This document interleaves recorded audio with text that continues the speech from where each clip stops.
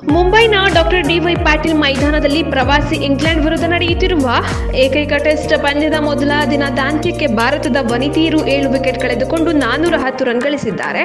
Toss ಗೆದ್ದ team India ನಾಯಕಿ ಹರ್ಮನ್ ಪ್ರೀತ್ ಕೌರ್ ಮೊದಲು ಬ್ಯಾಟಿಂಗ್ ಮಾಡುವ ನಿರ್ಣಯ ಕೈಗೊಂಡಿದ್ದರು.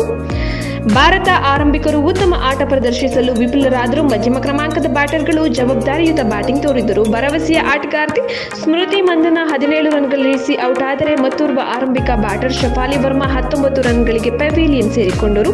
47 ರನ್ಗೆ ಟೀಂ ಇಂಡಿಯಾ 2 ವಿಕೆಟ್ ಕಳೆದುಕೊಂಡಿತ್ತು. ಈ ವೇಳೆ ಕ್ರೀಸ್ನಲ್ಲಿ ಒಂದಾದ ಶುಭ ಸತೀಶ್ ಹಾಗೂ ಜೇಮಿಯಾ ರೋಡ್ರಿಗಸ್ 3ನೇ ವಿಕೆಟ್ಗೆ 115 ರನ್ ಜೊತೆ ಆಟ ಆಡಿದರು.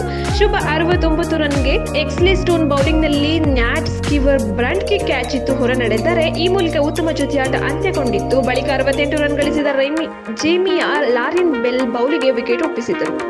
ನಾಯಕಿ ಹರ್ಮನ್ ಪ್ರೀತ್ ಕೌರ್ ಹಾಗೂ ವಿಕೆಟ್ ಕೀಪರ್ ಬ್ಯಾಟರ್ ಯಾಸ್ತಿಕಾ ಭಾಟಿಯಾ ಕೂಡ ಉತ್ತಮ ಇನ್ನಿಂಗ್ಸ್ ಕಟ್ಟಿದರು. ಹರ್ಮನ್ ಪ್ರೀತ್ ಕೌರ್ 49 ರನ್ಔಟ್ ಆಗುವ ಮೂಲಕ ಅರ್ಧ ಶತಕದ ಹೊಸ್ತಿಲಲ್ಲಿ ಎಡವಿದರು. ಇನ್ನೊಂದೆಡೆ ಯಾಸ್ತಿಕಾ ಕೆಲ ಆಕರ್ಷಕ ಹೊಡೆತಗಳ ಮೂಲಕ ಅರ್ಧ ಶತಕ ದಾಖಲಿಸಿದರು. ಬೆಲ್ ಬೌಲಿಂಗ್ನ ದೊಡ್ಡ ಹೊಡೆತಕ್ಕೆ ಯತ್ನಿಸಿದ ಯಾಸ್ತಿಕಾ ಕ್ಯಾಚ್ ನೀಡಿ ಔಟ್ ಆದರು. ಬಳಿಕ ದೀಪ್ತಿ ವರ್ಮಾ ಹಾಗೂ ಸ್ನೇಹಾ ರಾಣಾ ಭಾರತದ ಇನ್ನಿಂಗ್ಸ್ಗೆ ಬಲ ತುಂಬಿದ್ದರು. ಇವರಿಬ್ಬರು 7ನೇ ವಿಕೆಟ್ಗೆ 92 ರನ್ಗಳನ್ನು ಸೇರಿಸಿದರು. ರಾಣಾ 30 ರನ್ ಗಳಿಸಿ ದಿನದಾಟದ ಅಂತ್ಯಕ್ಕೆ ಸ್ವಲ್ಪ ಸಮಯದ ಮುನ್ನ ಔಟ್ ಆಗಿದ್ದು, ದೀಪ್ತಿ 95 ಎಸೆತಗಳಲ್ಲಿ 65 ರನ್ ಬಾರಿಸಿ ಅಜೇಯರಾಗುಳಿದಿದ್ದಾರೆ. ಇನ್ನೊಂದೆಡೆ ಪೂಜಾ ವಸ್ತ್ರೇಕರ್ 40 ರನ್ಗಳೊಂದಿಗೆ 2ನೇ ದಿನಕ್ಕೆ ಬ್ಯಾಟಿಂಗ್ ಕಾಯ್ದುಕೊಂಡಿದ್ದಾರೆ.